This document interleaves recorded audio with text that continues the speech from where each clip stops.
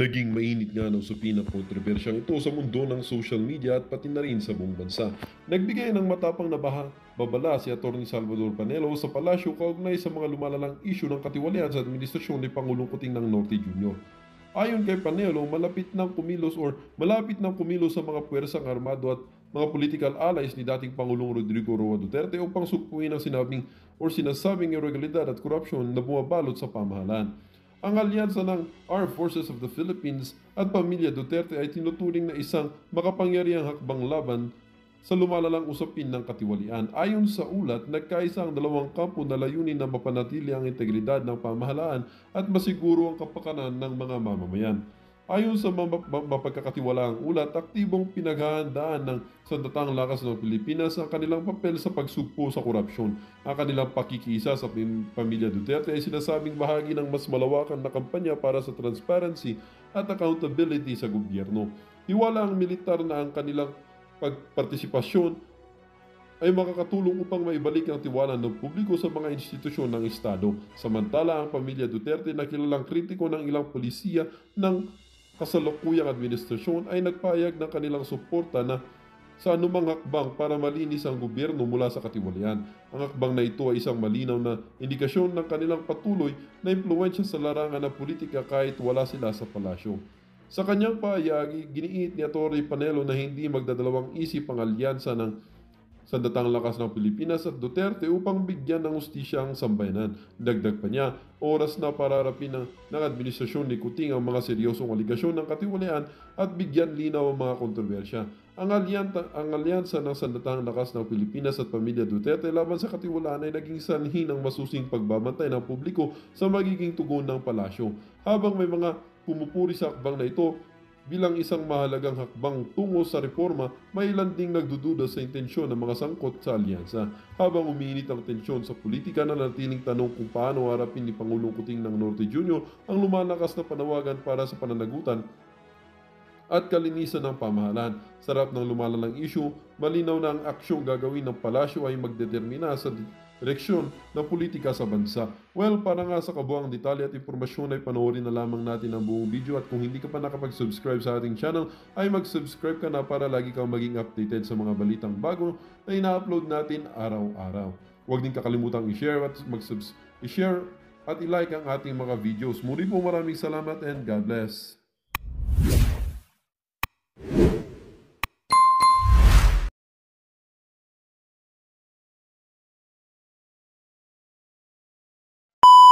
Background there, kilala ko si Attorney Laika Lopez personally because she happens to be the daughter of my fraternity brother in the Sigma Rho College of Law, UP.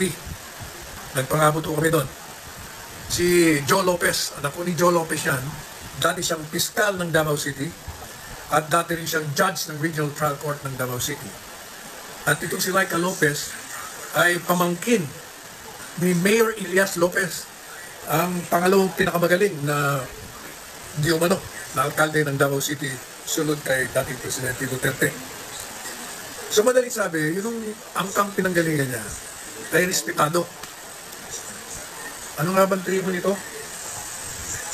Bugobo nga ba? Yun ang kanyang tribo eh. Kaibigan ko sila, yung magulang nito.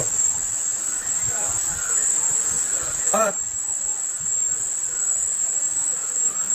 itong si Laika ay isang abogada. Madaling sabi, isang officer of the court. At naging administrador ng Davao City sa panahon ng mayor, si Inday Sara. At nung naging vice presidente, kinuha rin siyang chief of staff ni Inday Sara. Ano ba ang punot dulo nito? Iniimbestigahan nila yung confidential funds ni VP Sara. We have 5,400 viewers. And from the very start, si Inday Sara was willing to respond to questions regarding the confidential funds. 2 sessions earlier. In fact, pinag-usapan na nila yun. On the 3rd session, itong nakaraan,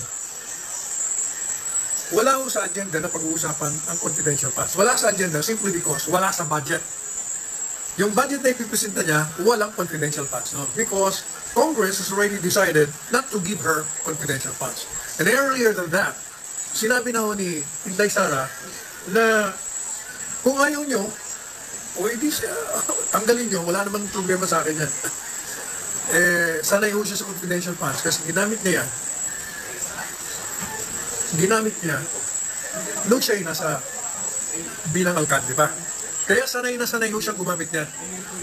Kaya nung siya ay naupo bilang Secretary of Education, napansin niya na itong mga komunistang rebelde ginagamit, nire-recruit ang mga bata. Kaya kailangan niya ng confidential funds para gamitin, para sirain. Yan ang katotohanan niya. That's the reason why gusto niya magkaroon ng confidential funds. At nung humingi siya ng confidential funds kay Presidente Marcos Jr., binigyan siya. Binigyan siya sapagkat nakita siguro ng Presidente Marcos Jr. ay gagamitin niya naman talaga sa kalaban ng Estado. Oh, wala akong problema nung unang budget presentation, hindi ba? As a courtesy ng Vice President, pasado agad niya. Second, pasado na naman yan. Oh, nagkaroon lang ng anomalya nung siya ay nag-resign. That started the prakaso o yung gulo. Pinag-initan na siya. Kaya nung third session, doon ipipresenta niya, pagtatanggol niya yung kanyang, hindi pagtatanggol, prinisinta niya muna, presented, this is the budget of the OVP. Eh, ang problema, yung mga pasaway dyan sa Kongreso, kagaya nung nakonvict, alam niyo na kung sino yun, na nakapending ang appeal. At yung mga iba pa doon, na gusto magpapapel dahil mga eleksyonista, pilit na tinatanong siya regarding the confidential funds. Una-una sabi niya, teka muna, wala naman sa agenda ito ha. Bakit niyo ko tatanungin dito? Pinag-uusapan dito yung budget niya. Tapos na yung pondo ng confidential funds. Bakit yung tinatanong ko? Pinipilit ko nila na yung Commission on Audit merong notice of disallowance. Ibig sabihin, dinisapprove yung gastos nila. Pero pinaliwanag na nga, teka muna, hindi pa naman final yung notice of disallowance. Meron pang 6 na buwan para ipakita namin kung kulang yung papeles, bibigay namin ng papeles. Kasi gaya ng paliwanag ni Inday Sara, subsequently, yung mga papeles, nanggagaling sa malalayong lugar. Hindi naman sa kanya nanggagaling yun eh. So, madaling sabi, you have to give her time. And precisely, the law allows 6 months for someone who received a notice of disallowance to prepare the documents required of him or her. Kaya sabi niya, huwag na natin pag-usapan yan. Ako, nagagalit. Pumasok si BP Arroyo. Sabi niya, teka muna, wala naman sa agenda. Pinag-usapan na natin yan. Pangatlo, iniimbestigahan yan. Sa Korte Suprema, pending pa yan. Hindi na dapat pinag-uusapan yan. Madaling sabi, hindi sila pumayag, pinipilit nila. Gusto nilang pasumpayin si Inday Sara. Sabi ni Inday Sara, resource person lang ako dito, hindi naman ako witness. At ako susumpa. Madaling sabi, that started the whole mess. Nag-react ngayon. Kaya mula doon, pinag-iinitan na siya hanggang yung staff niya. Eto, napunta ngayon, dahil ayaw na siyang umaten, ang sinumpina nila, yung mga staff, kasama niyo yung chief of staff, si Laika Lopez. Yung mali, nagkataon naman, papunta doon sa Amerika at bibisitahin niyo yung kanyang auntie may sakit. Pero sabi niya, babalik ako dyan. At true enough, to her words, bumalik siya at umatendo siya. Napanood ko rin yung kanyang pagharap at pagtatanong at kanyang pagsasagot. Yun naman mga tanong sa kanya, parang inulit lang yung mga nakaraan at sinasagot niya naman. Nagagalit itong si convicted pending appeal na kongresista na hindi mabanata ng mga rebelding komunistang terorista pag may nangaambos, may pinapatay. Binibiri niya lang yung mga ibang grupo, pero yung rebelde komunista, hindi. Kaya siya na pagkakamalan, kasama ka dun eh. Anyway, so sabi niya, yung sulat mo sa Commission on Audit,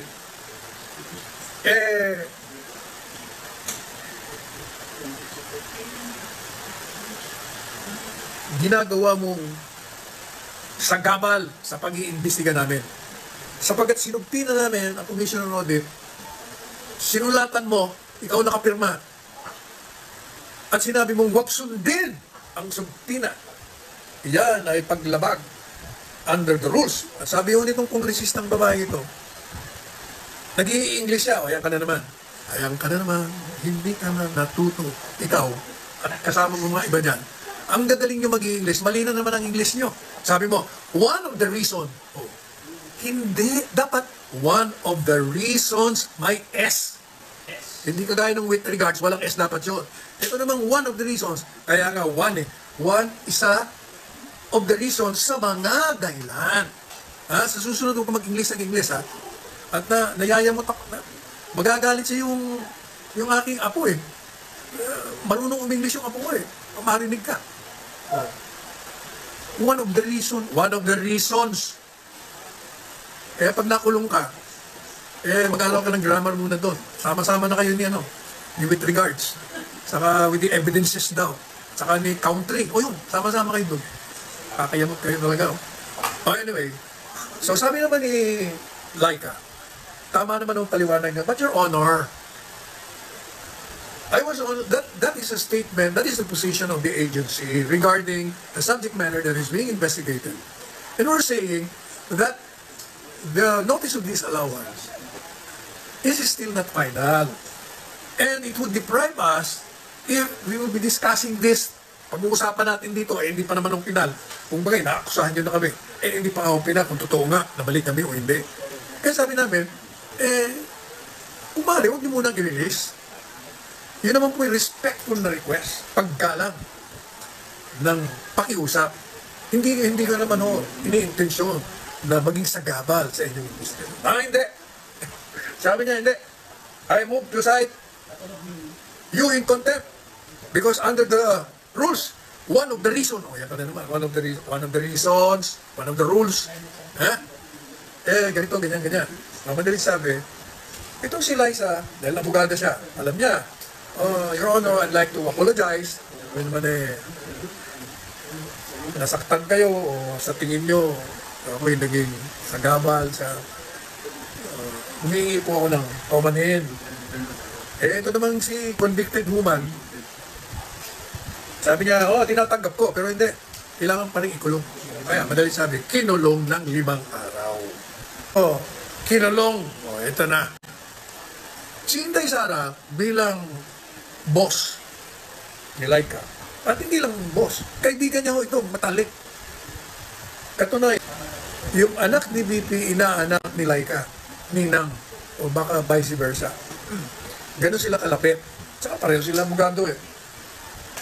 Katunayan, nung nawala si Laika Lopez sa opisina ng Davao, nag-resign siya lumipat siya ng ibang ahensya, gobyerno. Hinanap ko siya ni Inday Sara, sabi niya, bumalik ka na sa akin. Kailangan kita rito, galing ka eh. Hanggang yung vice presidente, sinama niya na. Kaya siya, chief of staff ng vice presidente. Ngayon, dahil nga malapit siya doon, tsaka hindi lang dahil sa malapit. Trabaho niya talaga yun. Obligasyon niya bilang boss na alagaan mo, pangalagaan mo ang interes ng iyong sinasakupan. Kaya nung pinag-iinitan, sabi niya, sasamahan ko kayo kahit anong mangyari dito. So nung ikinulong siya nung Huwebes o Miyerkules sa kinulong, gusto ko samahan ni BP Inday. Binisita niya initially yata mga 10 o'clock. Pagkatapos gusto niya samahan sa loob, bawal daw kasi kapag-anak lang. O baday sabi, ginawa niya, doon siya kay Congressman Pulong sa opisina, hindi siya nagpulong. Ito naman ginagawa nitong mga tinamaan ng magaling na mga House of Reps. Hindi ko malaman kung sino nag-utos. Siguro yung boss nila. Patayan mo ng ilaw. For the first time sila papatay ng ilaw just because si BP Inday Sara ay nandun. Pero sabi naman ni Inday, may flashlight naman ako, okay lang. Basta nandito ako, alalayan ko siya. Bigla ako ng alas 12, ang kwento, ito naman ang kwento narinig ko mismo kay Laika Lopez. Binuksan daw yung kanyang pinto kasi yung detention facility, ang bukasan nun sa labas, hindi sa loob. Kasi nga, detention baka katubakas, kaya dapat nakasusi sa labas. Pumasok ko daw doon siyang 10 lalaki may babae, may uniform, may pulis. At pinipilit daw na iserve sa kanya yung order na bago. At nakalagay doon, ita-transfer daw siya sa prison, sa correctional, women's correctional. It's a detention facility for convicted criminals or suspected criminals while they're being tried in court. Di sabi ni Laika, unang-una sabi niya, alas 12 na matutulog na ako. Hindi, kasi may order, babasahin namin. O madali sabi, binasa sa kanya, sabi daw ng chair, sino man chair, si Chua, pinatransfer daw siya. Ay, hindi ko siya, siyempre, hindi siya pumayag. Hindi ko pwede yan, bakit ba? Dito ako nakadetain, ba't ako transfer?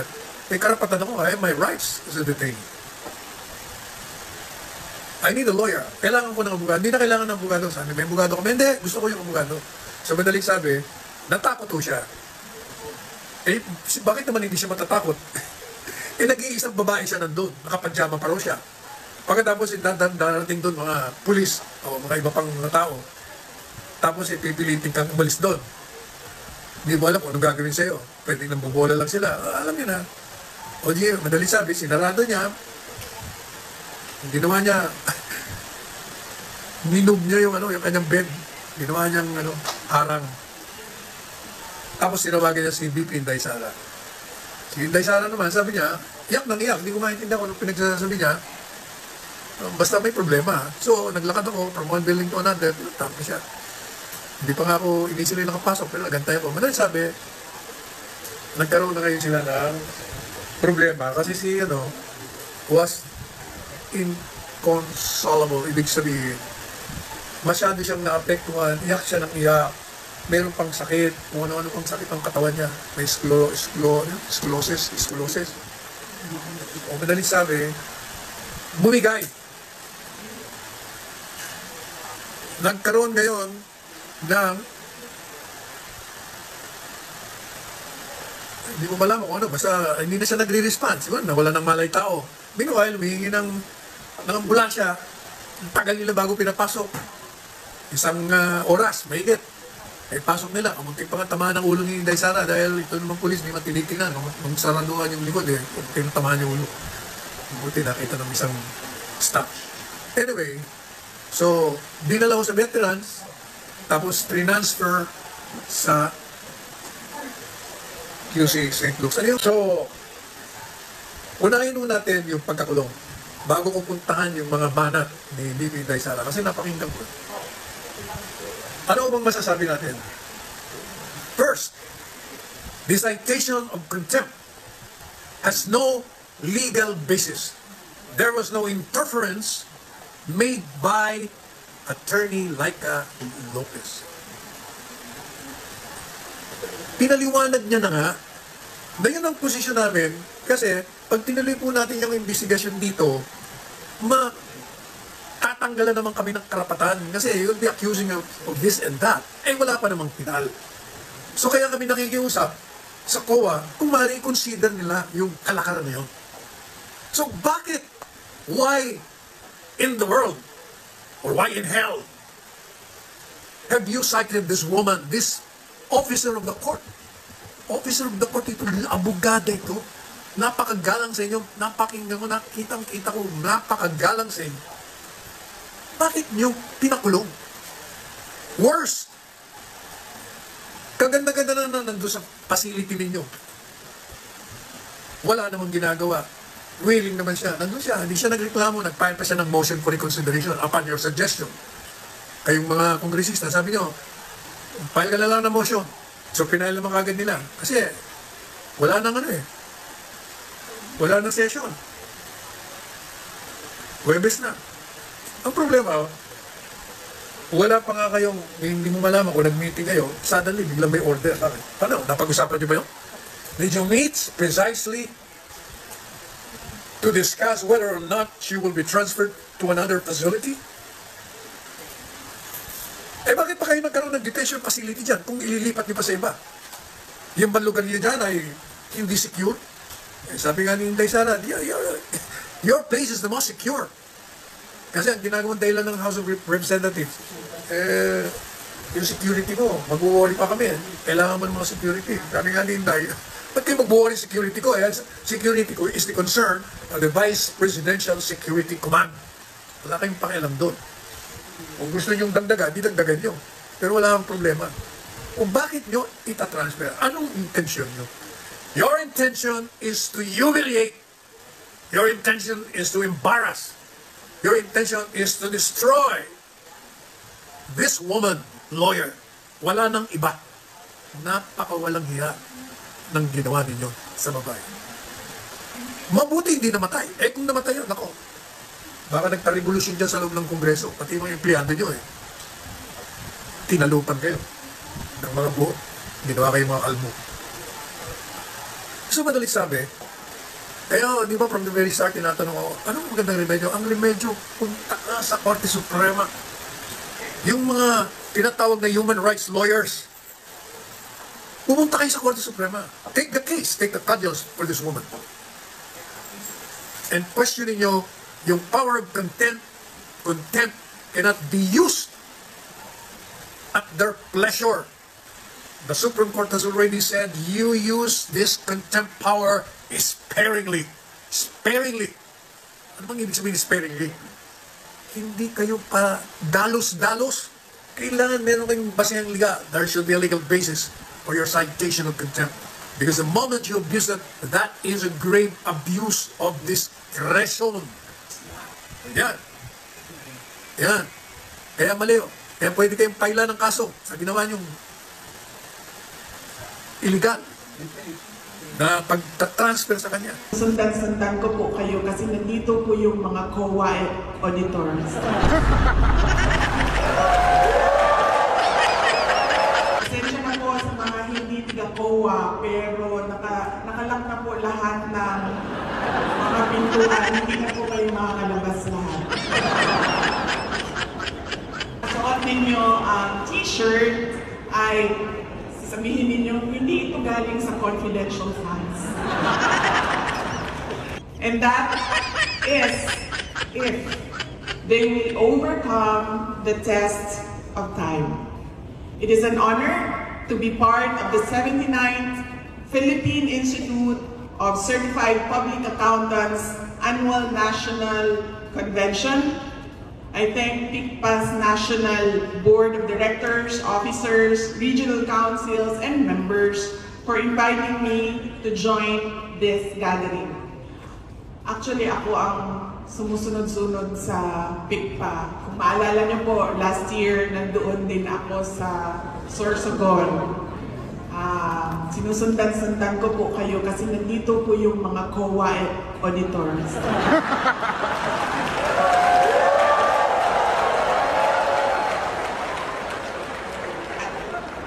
Pasensya na po sa mga hindi taga-COA pero nakalak na po lahat ng mga pintuan. Hindi na po kayo makakalabas lahat.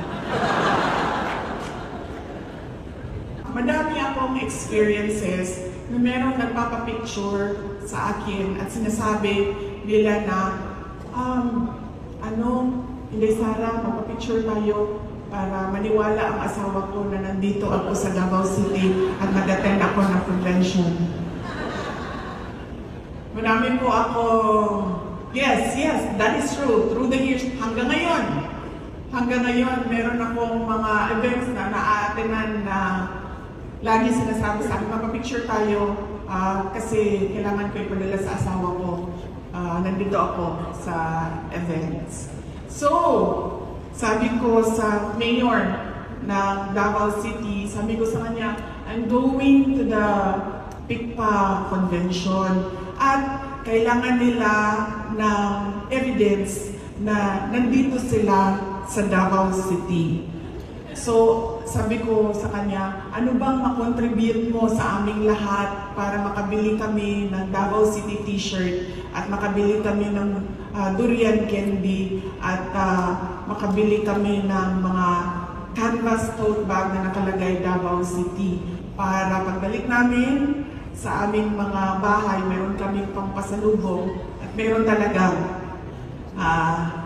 evidence na hindi binili sa Shopee dahil may resibo galing sa Davao City. So sabi niya, o akong bahala sa inyong lahat. Sabihin mo lang sa kanila na maghanda ako ng 1,000 gift certificate para sa kanilang lahat.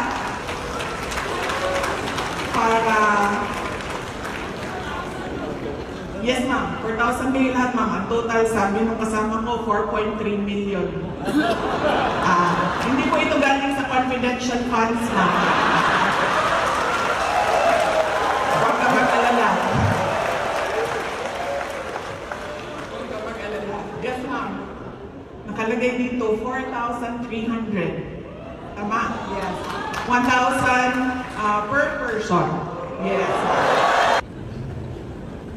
But truly, it is a pleasure to be with all of you, and I hope I still get an invitation in your future annual national conventions. Pambihirang pagkakataon na lang ngayon mapag-usapan ang values. Alam nating mahalaga ang mga ito sa atin, pero parang bihira na lang natin itong matalakay bilang isang komunidad. Sa ating mismong education system, kamakailan lang nabalik ang values education. Matagal nawala o tinanggal ang good manners and right conduct sa ating curriculum. Alam niyo po, noong ako ay nasa elementary, nasa high school, meron pa po kaming GMRC noon. At each year, you are assigned value. And I remember sa mga values na inassign sa akin, one that stood out was during my first year in high school. I was assigned the value of perseverance. And dahil napag-aralan ko yun ng isang taon, dahil assign ka ng isang value isang taon, napag-aralan ko yun isang taon, nakakatulong siya sa aking trabaho at sa aking personal at pribado na buhay. Kaya mahalaga na matutunan natin, hindi ngayon lang kung kailan tayo ay accountants na, kung kailan tayo ay mga abogado na, kundi doon sa simula, 1, 2, 3, 4 years old. Alam nyo, lagi natin sinasabi ngayon, iba na yung kabataan ngayon. Lagi natin naririnig yan. Iba na ang kabataan ngayon. At hindi, as a parent, hindi ko ma-explain kung saan ba ang pagkakamali. Doon ba sa curriculum, sa edukasyon ng mga bata, sa pagpapalaki ba namin mag-asawa? Bakit hindi sila tulad nung kung ano yung kinalakihan namin? As an example, nasa ating Bible, obey and respect your parents.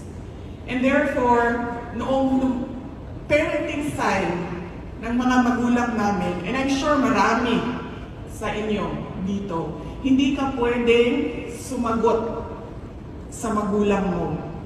Hindi ka pwedeng magbigay ng rason, magbigay ng excuse. Pag nagkamali ka, diretso na bunalan sa amin. In fact, kaming kasi magkalapit yung edad namin ni Congressman Pulong Duterte. There's only 3 years between us. He's 3 years older than me. Hindi po ako ang mas matanda ha. Laging maraming nagsasabi na ako ang ate. Siya po ang kuya. Magaling lang siya mag-alaga ng aging niya.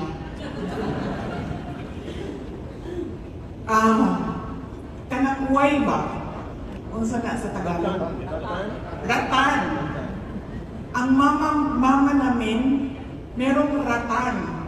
Stick. Na every time there is wrongdoing, every time there is mischief, na normal naman sa mga bata, being naughty, kasi hindi pa nga nila alam kung anong right or wrong, with no question. Hampasin ka talaga. Therefore, kaming magkapatid, meron kaming song. Pag meron ng ginawang kalukuhan, yung either ako or siya, mag-aana na ako, pagbantay sa uway ni Mama, pagbantay sa uway ni Mama. Ganon kami magkatsawan, mga kapatid. Kasi alam namin darating na yung palo. But, may I just compare, hindi ako nagpaalam sa kanya na ikukwento ko sa inyo kung anong mga sinabi niya, but paalam na lang ako mamaya pag nagkita kami. So I have, hindi ko na lang sabihin din kung sino sa kanilang tatlo. I have a child. And then, sa atin, diba, pag inutusan tayo ng magulang natin, sinabihan tayo ng magulang natin, diretso na yan. Wala nang, mamaya na, sandali lang. May ginagawa pa ako. 10 minutes, 5 minutes ma. Wala yan. Sa kanila, meron. And somehow, pag hindi mo binigay yung 10 minutes or 5 minutes mo, sila pa ang galit. At ikaw pa ang masama. So, isang beses, it's always like this. 10 minutes, 5 minutes. Tapos, hindi naman nasusunod yung 10 minutes, 5 minutes. Kahit gusto ko siya turuan ng value ng isang salita. Sabi ko, pag sinabi mo 10 minutes, pwede ba 10 minutes talaga? Kasi after 10 minutes mo, laging 30 minutes, laging 1 hour. So, sabi niya, dami na ako sinabi, madami ako, galit na ako, madami na akong sinabi. At sa frustration ko sa mga sagot niya, sinabi ko sa kanya, huwag mo akong sagutin. Dahil alam mo, may hiwa itong tiyan ko. Gusto mo makita ngayon? Pakita ko sa iyo. May hiwa itong tiyan ko dahil lumabas ka dito. Hindi ko gusto hiwain. Sino bang gusto hiwain ang tiyan niya? Para lumabas ang isang bata. Sabi ko, at pangalawa, sabi ko, muntik akong mamatay bago kita pinanganak dahil nagpupo ka sa loob ng tiyan ko. Nag 50-50 pa ang buhay ko ng dahil sa iyo. And you know, anong pagsagot niya? Ano ito sila? Generation Alpha ito. Sabi niya, is that a me problem or a you problem?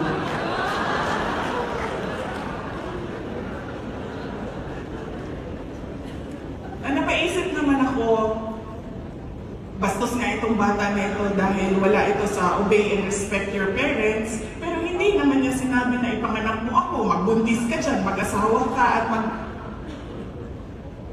So, yun yung hindi ko alam bakit nagbago yung values from the 1970s, the 1980s to the year 2024.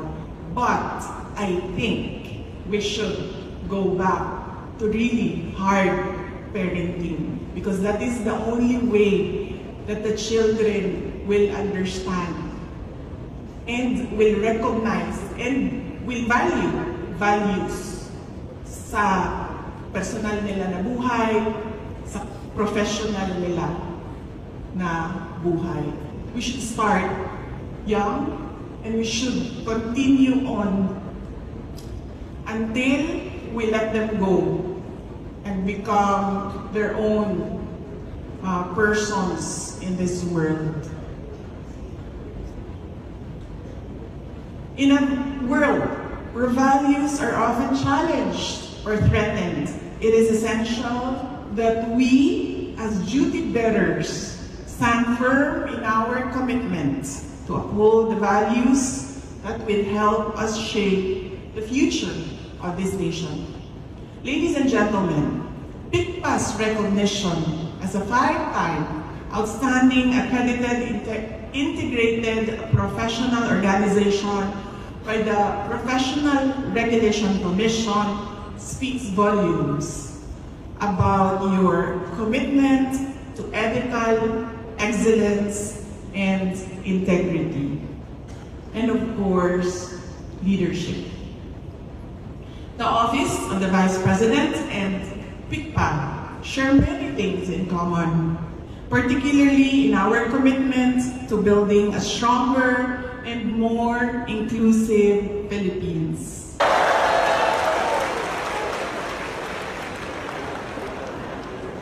Paalala lang po, hindi ito pambili ng sigarilyo at beer doon sa mga malls. Ito po ay pambili ng Davao City t-shirt para po pag-uwi ninyo sa inyong mga hometowns. At kasuot ninyo ang t-shirt ay sasabihin ninyo, hindi ito galing sa confidential funds. Mga kababayan, patuloy po tayo maging matatag tungo sa pagtaguyod ng isang bansang makabata at mga batang makabansa. Ang lahat ng ginagawa natin ay para sa Diyos, sa bayan, at sa bawat pamilyang Pilipino. Syukran.